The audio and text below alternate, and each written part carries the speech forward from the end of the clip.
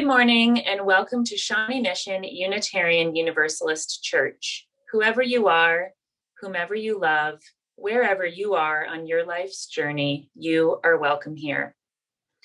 If you are new to SMUUCh and want to know more about our programs, please fill out our Get in Touch form using the link below in the video description. Or if you're interested in learning more about Unitarian Universalism, please join us for our Just the Basics class today after the service. For all of you joining us live this morning, feel free to start posting your joys and sorrows now so that we can celebrate and mourn with you. Good morning, I'm Reverend Rose, the minister here at SMUUCh. It is a joy to see you and an honor to be broadcast into your homes. In a few moments, you'll be learning more about the Small Group Ministries program here at SMUUCh, and we are so pleased to announce that we will be opening up new groups in the coming weeks. We hope that today's service inspires you to join a small group, because together we're better. Together we are a courageous church, a courageous nation, a courageous globe.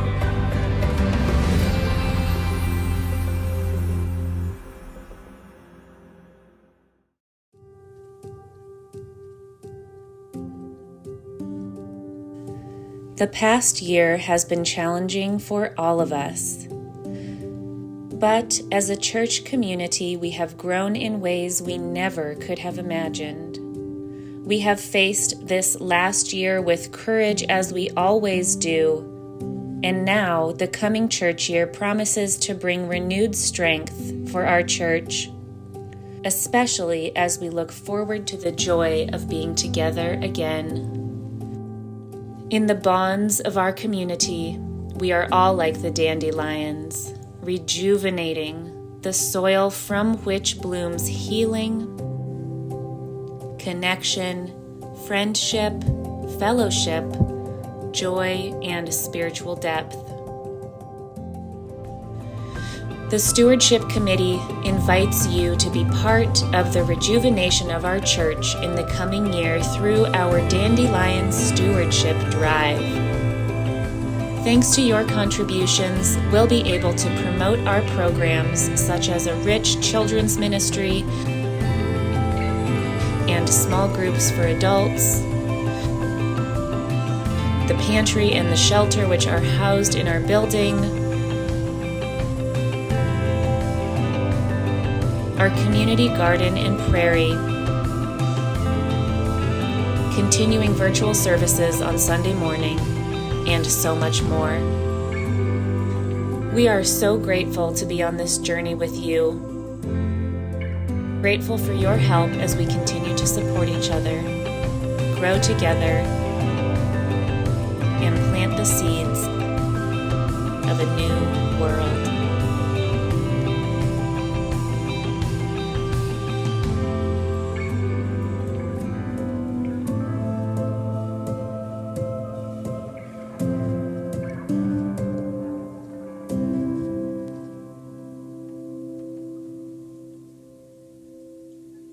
Good morning. I am Danny Hewitt, a member of SMUUCh and a small group facilitator. In our service today, we are offering a glimpse into the small group experience by sharing a spiritual exercise and a question drawn from the April theme of Soul Matters, Becoming.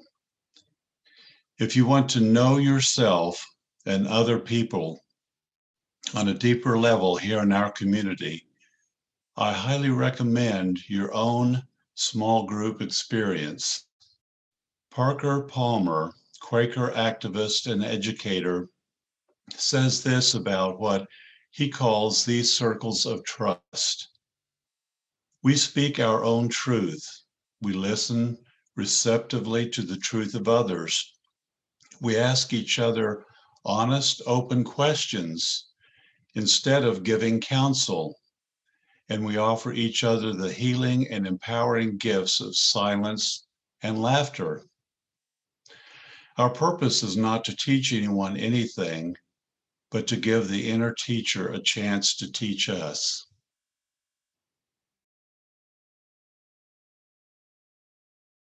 Good morning. I'm Dale Trott, currently your board president. I'd like to share with you an overview of a program we have at church called Starting Point, which is designed to be a gateway for both newcomers and old-timers to move into small group ministry. I've been facilitating this program for the last 3 years.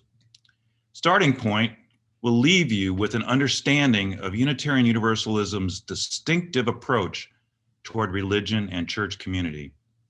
It will leave you with an understanding of UU history and the history of our congregation.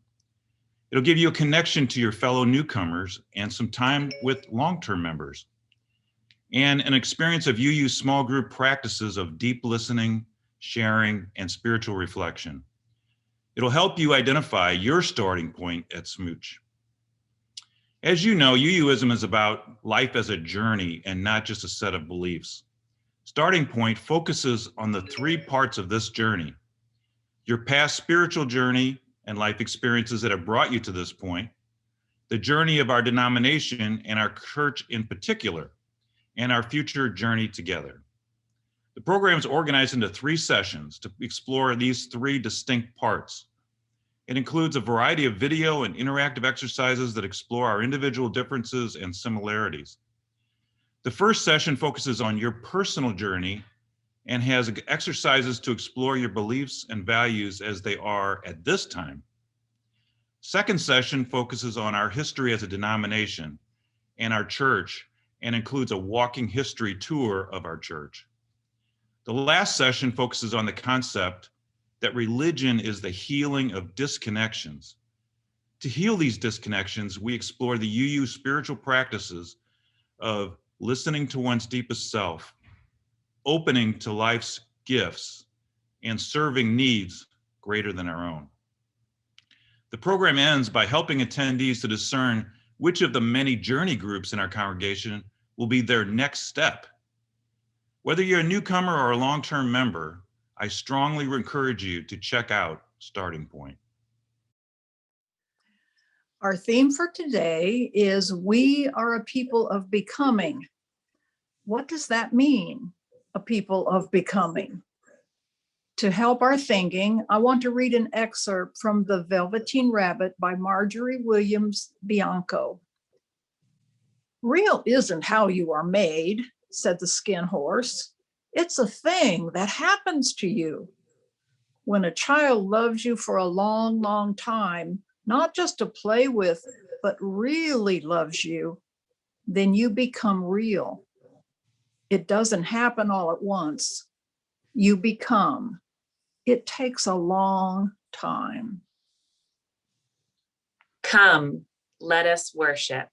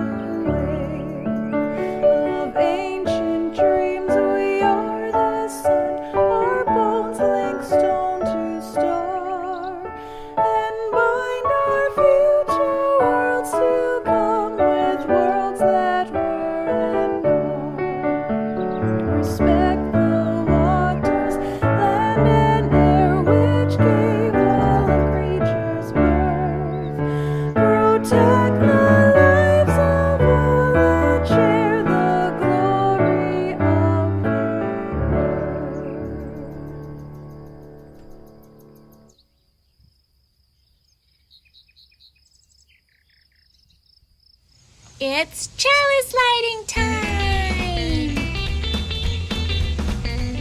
All you need is a candle, a spark, and some sort of special chalice. And some parental supervision. In the words of Walt Whitman, love the earth, the sun, and animals.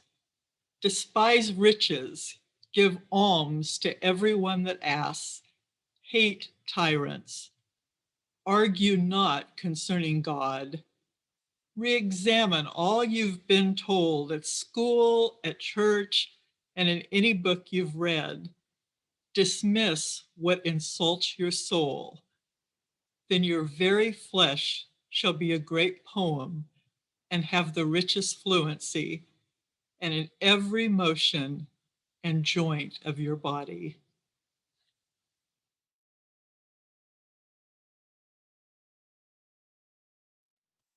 Because I am an older adult, I have accomplished things that I have looked back on with a sense of achievement. As a consequence, I have come to value self-reliance and was inclined to take credit for the person I have become. Now, as I look back, I have developed greater appreciation for the essential role that my relationships with others played in making me the person that I have become. Relationships with others made it even possible for me to be me. I am also confident that the relationships I maintain today will make it possible for me to be the person that I am becoming in the future. You lift me up.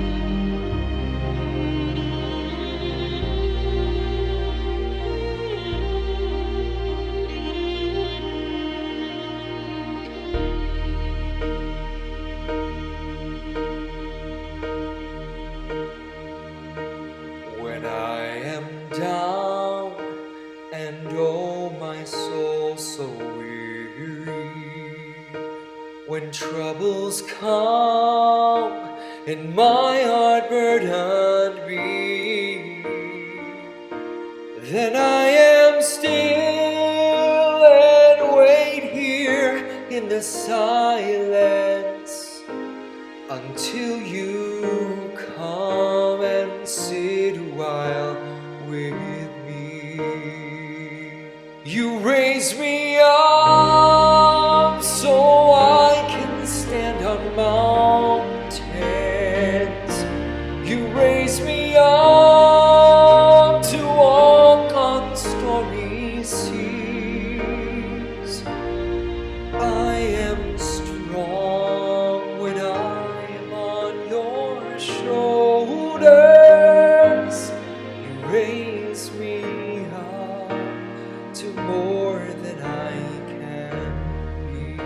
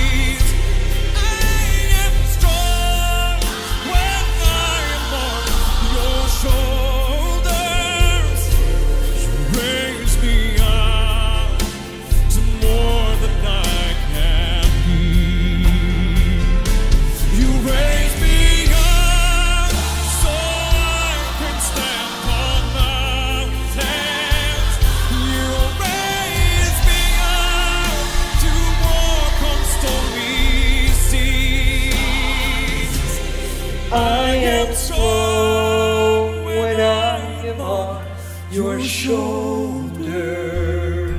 You raise me up to more than I can be.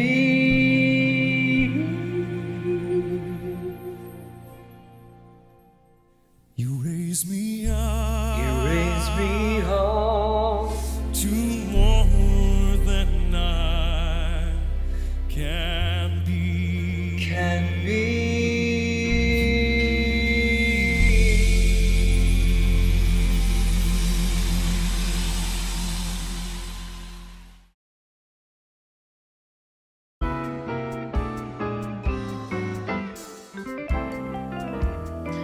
Hi, Celie. I've been wanting to visit with you. I've been seeing you in church for well over a year now, and I've not got to visit with you. How are you doing? You wanted to talk to me? Yes, you're so interesting, and you make me laugh a lot. You know what? Is there one thing that you do that makes you the happiest? Well, I have to say that swimming. Oh, I bet so. Do you like to swim? Yes, I do. I taught swimming. I've taught a lot of children to swim and a lot of lifeguards also. Yeah. So, yes, I love to swim. I'm glad you love it. Tell me something about yourself. What do you plan to be when you grow up?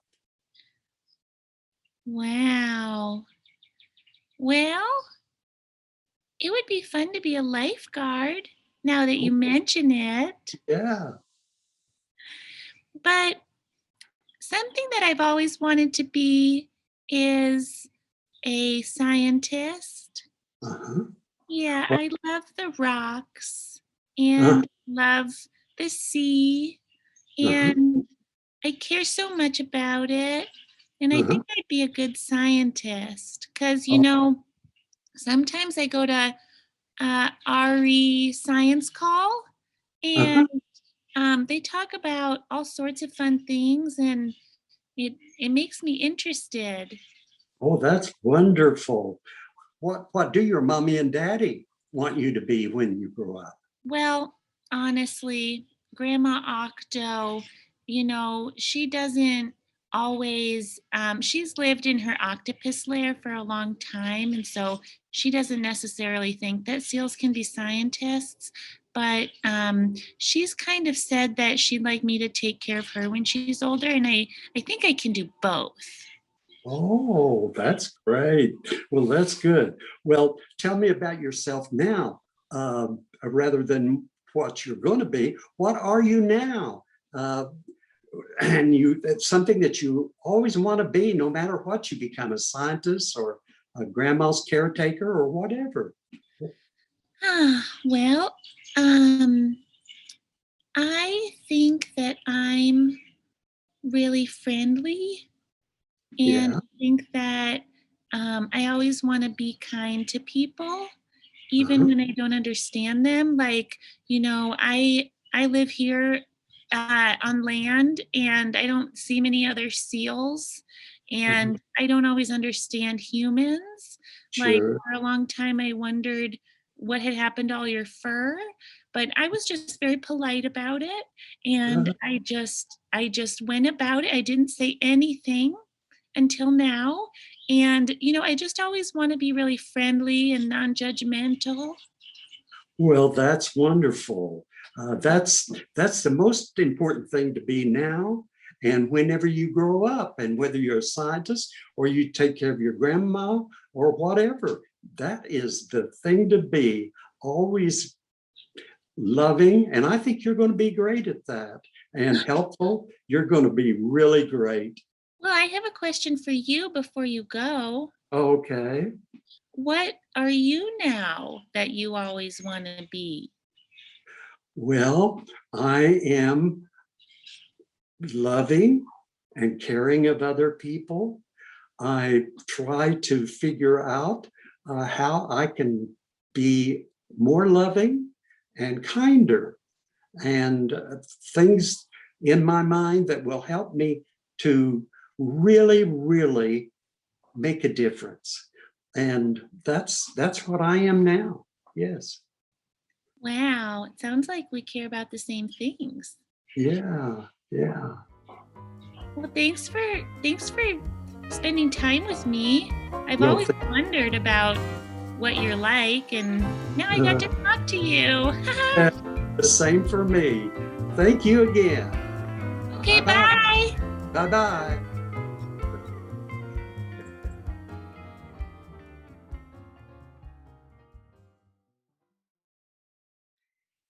This is the time where we expand the caring love of our community, where we draw to heart and mind those in our midst who are struggling and those who feel the sweet relief of their burdens easing. Today, we keep in our hearts all who have experienced profound isolation during the last year. We give our love to those untangling themselves from relationships that no longer serve them. We grieve for the loss of energy and time that chronic illness takes upon the body, and our hearts go out to all who are struggling to make ends meet. We extend our gratitude to those who make caring for children their primary spiritual practice, and we join in wonder with all who are bravely facing their final days. And as always, we rejoice over the exquisite beauty in this world, as small or life-changing as each piece of beauty might be. And now please comment in the comment section of the live chat your joy or sorrow. Remember that this moment of sharing happens online and remains public for all viewers joining us today.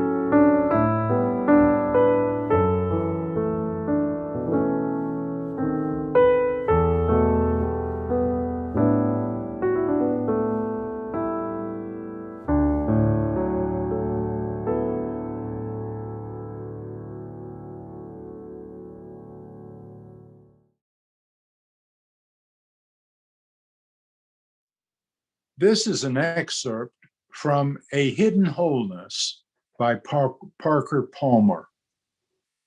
Like a wild animal, the soul is tough, resilient, resourceful, savvy, and self-sufficient. It knows how to survive in hard places. Yet, despite its toughness, the soul is also shy. Just like a wild animal, it seeks safety in the dense underbrush, especially when other people are around. But if we will walk quietly into the woods, sit patiently at the base of a tree, breathe with the earth, and fade into our surroundings, the wild creature we seek might put in an appearance. Unfortunately, in spaces ranging from congregations to classrooms, we preach and teach, assert and argue, claim and proclaim, admonish and advise. and generally behave in ways that drive everything original and wild into hiding.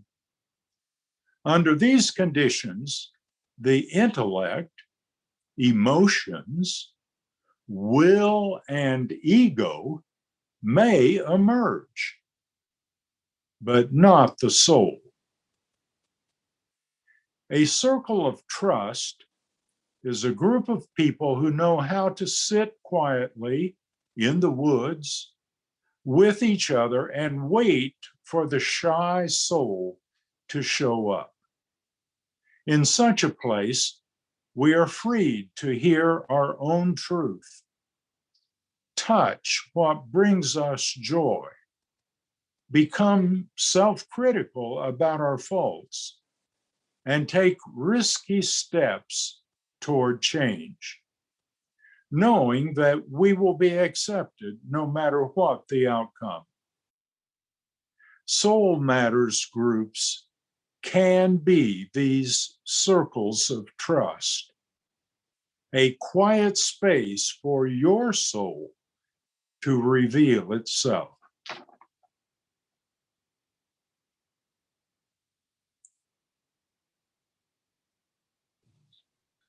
Soul Matters groups differ from other small group models because the process helps us experience the themes, not just talk about them. Soul Matters content challenges our minds, but is even more about helping us connect our faith to our daily living. We do that by listening. Fundamentally, that's what Soul Matters is, an invitation to listen more deeply and intentionally in three distinct ways. First, we listen to each other. Second, we listen to our lives. Finally, we listen to our deepest selves. Each Soul Matters group is led by an experienced facilitator or pair of facilitators and meets twice each month. Each group begins its journey by establishing a covenant that lists the ways we agree to be together as a group. Each month, members receive a packet of information related to a specific topic or theme. The topic changes every month. April's topic is, what does it mean to be a people of becoming? Group members make time to individually engage the monthly packets at least a week prior to each meeting. The packet contents include an introduction or overview of the topic or theme, several spiritual exercise options to choose from, a list of questions from which to choose, and additional recommended resources for those who wish to explore the topic further, or for those who wish to explore their own exercise or question related to the topic. Group members select and complete one of the spiritual exercises, and members also reflect on the list of questions and pick the one that speaks most directly to them. Meetings are usually a little over an hour long and follow the same general format. Meetings begin with lighting a chalice, followed by a short reading related to the topic. Group members check in by sharing one thing that is currently pulling at or draining their spirit, and one thing that is feeding or lifting up their spirit. Members then share their experience of doing their chosen spiritual exercise. Once all have shared their exercise, members engage with the questions by taking turns listening quietly as each person shares the one question they chose, why it spoke to them, and where reflecting on it led them. Finally, members reflect on all that was shared and experienced during the meeting, and then lift up one comment or experience for which they were particularly grateful. The meeting ends with extinguishing the chalice and a short reading. We will now explore how a meeting works in an abbreviated time frame.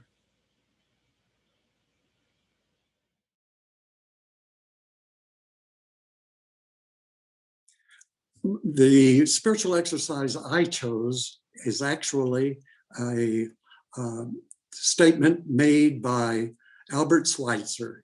He said, the path of awakening is not about becoming who you are. Rather, it's about unbecoming who you are not. And that's what I've been dwelling on for a couple of weeks now.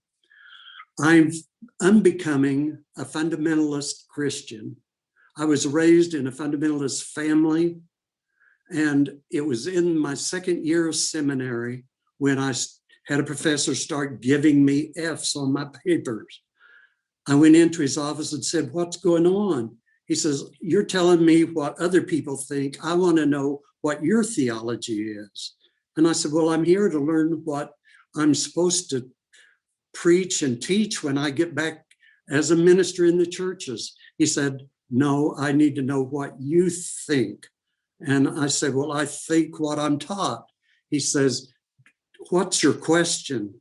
Do you have a question?" I said, "No, I really don't." He said, "You go write a paper for me, 3 pages long with nothing but questions." Well, I went back to my home and I sat for a long time and finally wrote, "Is there a God?" And I waited for lightning to strike. Well, it didn't.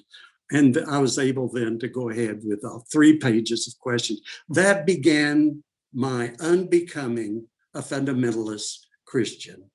And then I'm seeking still to unbecome being a racist. I placed my children when they were in the Kansas City public schools. I placed them in white private schools because the school district was over 50% Black. Looking back, that was a very racist thing to do. And 2, it robbed my children of probably a great experience. But now I see that has been a real problem in my life. But how I've been helped since coming to SMUUCh and being in these small groups, and you're listening to me, I have begin to explore my white privilege and what that is doing in my life. So thanks for listening. I chose option A, Famous, the poem Famous by Naomi Nye. And it was the very last line that was my most favorite part of the poem. And I also chose, and you'll see why I made the comparison, in our companion pieces, some of the wise words from William Martin. And it's just part of what he had to say that I found a message that I liked in both of these together. The last stanza of this poem, Famous by Naomi Nye, says, "I want to be famous in a way a pulley is famous, or a buttonhole, not because it did anything spectacular, but because it never forgot what it could be." I saw something similar in the words from William Martin. "Do not ask your children to strive for extraordinary lives. Help them instead to find the wonder and the marvel of an ordinary life. Show them the joy of tasting tomatoes, apples, and pears. Show them how to cry when pets and people die. Show them the infinite pleasure in the touch of a hand, and make the ordinary come alive for them. The extraordinary will take care of itself." And I find in my experience in soul matters that it's always the extraordinary and unusual that stands out to me, and this helps me to connect with that, and I appreciate that. I chose option B, which is your journey of becoming in 6 words. And the idea of is that you're supposed to write a 6-word sentence that summarizes how you came to be who you are. And I'm either really good at it or really bad at it, because I have 6 sentences that are 6 words each.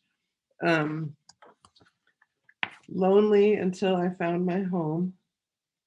less worried about other people's opinions now, family created by blood and choice. I'm always borrowing other people's kids. I'm no one's mother and everyone's mother. I can't wait to hug everyone. I want to keep refining that and see if I can take those and condense them down even further. But the idea of having a 6-word sentence to sort of describe how you got where you are and who you are just seemed so much more appealing than just listing adjectives. So it really spoke to me, and I'm gonna keep working on it. Well, I chose the spiritual exercise option A, and it was called, it could have been your credo. So you were to look at a list of things and pick one that maybe is something you could have written. And even though every word didn't fit me perfectly, I thought the essence of this piece captured me best. It's by Arundhati Roy. And I'll read this. And you can imagine that I actually wrote this. The only dream worth having is to dream that you will live while you are alive and die only when you are dead. To love, to be loved, to never forget your own insignificance, to never get used to the unspeakable violence and vulgar disparity of the life around you, to seek joy in the saddest places, to pursue beauty to its lair, to never simplify what is complicated or complicate what is simple, to respect strength, never power. Above all, to watch, to try and understand, to never look away, and never, never to forget. I love true crime, and I don't shy away from intense pain or emotion. I feel like it's my sense of giving honor to those who were slain in one way or another, and just to offer the gift of presence. So much so, like our Soul Matters group, we offer each other the gift of presence, and that's precious to me. A couple of months ago, our theme was imagination. And one of the exercises was to imagine writing your epitaph on your gravestone. I couldn't think of anything at the time, but when I looked at Roy's piece this month that I read, and I considered that exercise, which was your journey of becoming in 6 words, this epitaph arrived in my mind. She listened, she cared, she loved.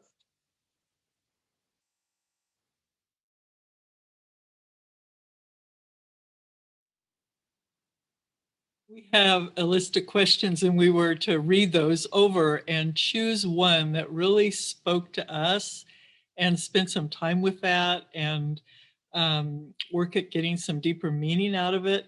And the one that just jumped out at me was number 4. What has growing older unexpectedly birthed in you? And the first word that popped into my mind was freedom. And I feel really lucky that I've been able to grow older. But in that process of growing older, I no longer have my parents. I don't have my grandparents. Most of my aunts and uncles are gone. My siblings have all had children. And so over the years, dealing with all their problems, they've kind of softened with their approach to life and the struggles that life presents.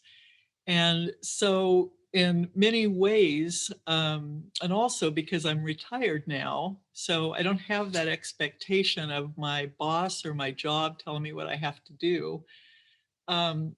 It's all up to me to decide what I want each day to be like. And so it's an incredible kind of freedom to have, to wake up and say, what is it that I want to do that's going to feed my spirit, that's going to feed my soul?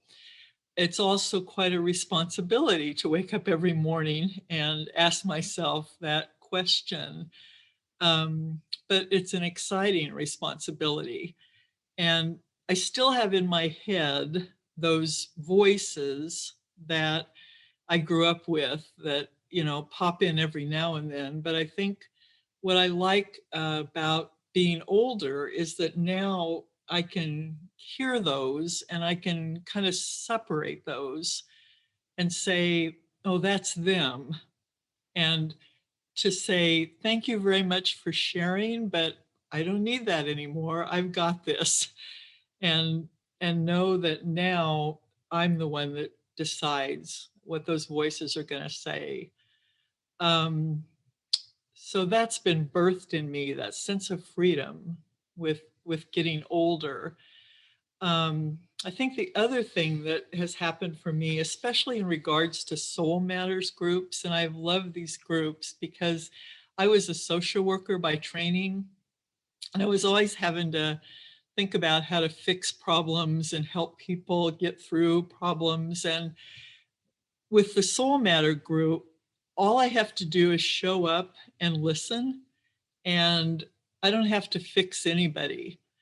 And it's so wonderful just to be able to sit back and hear people share what they're doing in their lives and how they're growing and what's happening on a soul level for them, and not have to do anything about that other than just be there for them. And I just appreciate that to no end. I chose question 14, which is, what if we only grow when we travel beyond the circle of those who agree with us? Almost a decade ago, I made a commitment, which was last month's Soul Matters theme, incidentally, to becoming a better version of myself, and ultimately the best version of myself, which is an ever-changing goal as I learn and grow. And but that meant unbecoming a lot of the things that I've been born into, and in order to create some room to be a better me. And the only way I've figured out how to do that, to really get at what I believe, and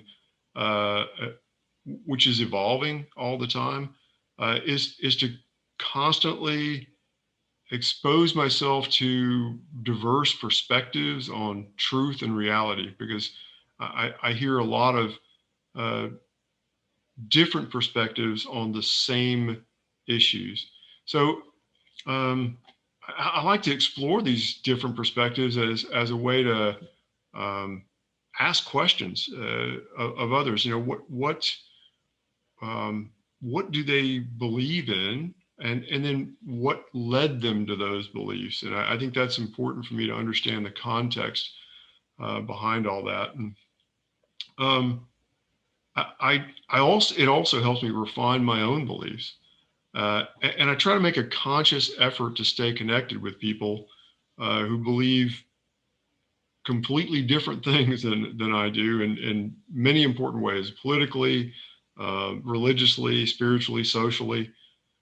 And one of the ways that I've been able to do that consistently throughout the time of the pandemic is to stay connected on Facebook. And a friend and former colleague has turned his Facebook page into a forum for exploring some pretty complex topics like race and law enforcement and leadership.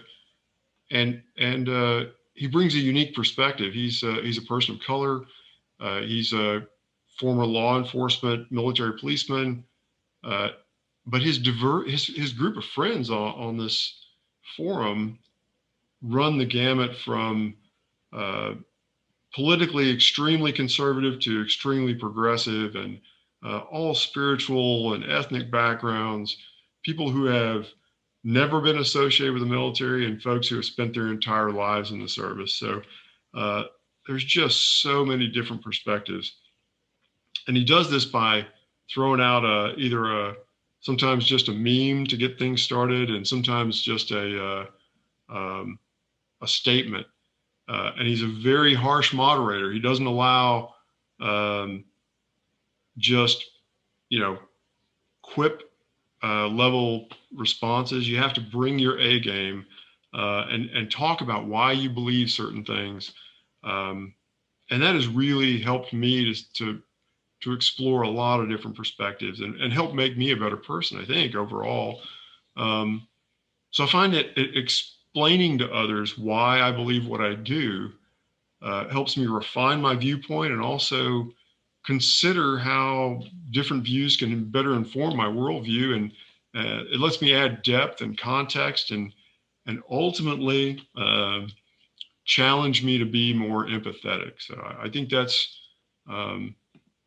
often a challenge sometimes with views that are significantly different than mine, but it's a great opportunity for me. So I try to continuously explore that. Okay, as always, those were beautiful. The question that spoke to me this time was number 5, which says, many of us mark the first day of our becoming as the time when we discovered one of our core passions. When did you discover your first passion? How has it grown and morphed over the years? And how are you being called to rekindle it anew?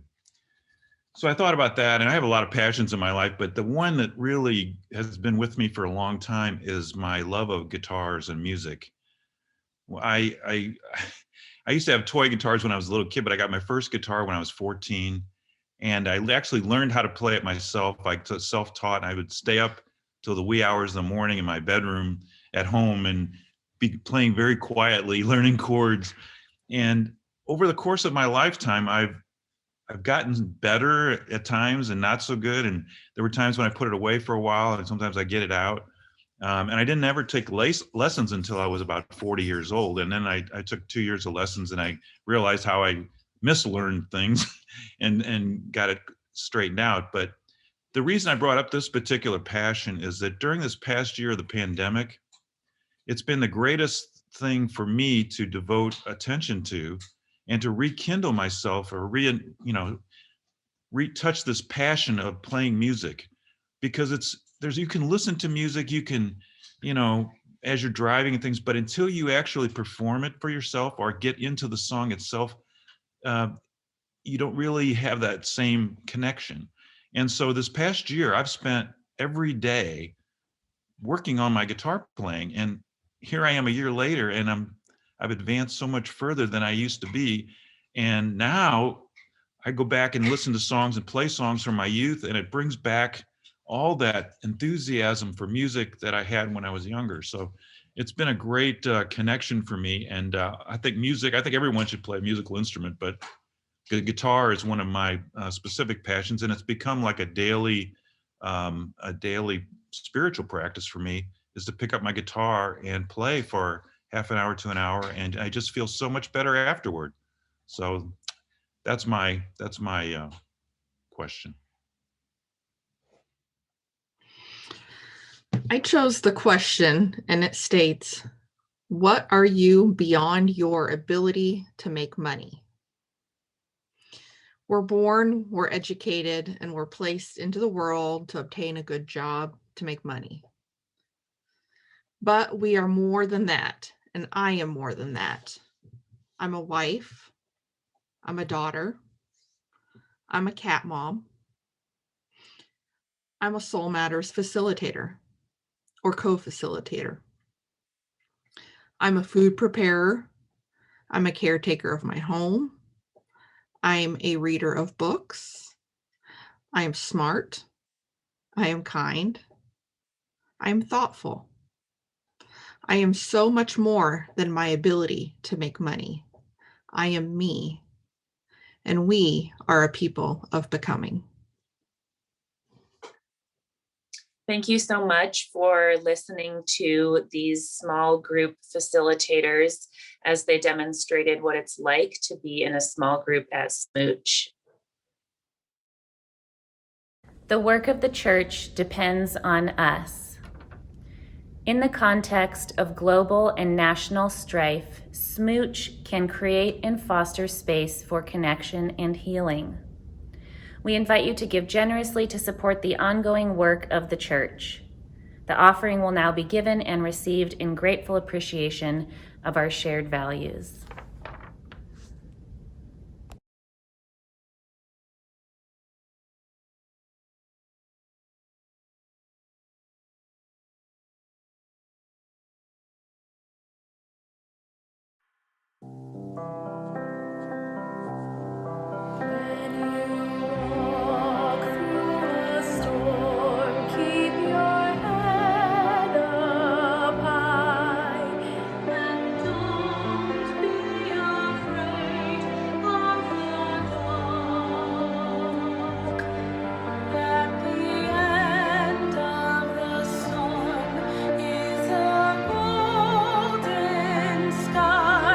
And the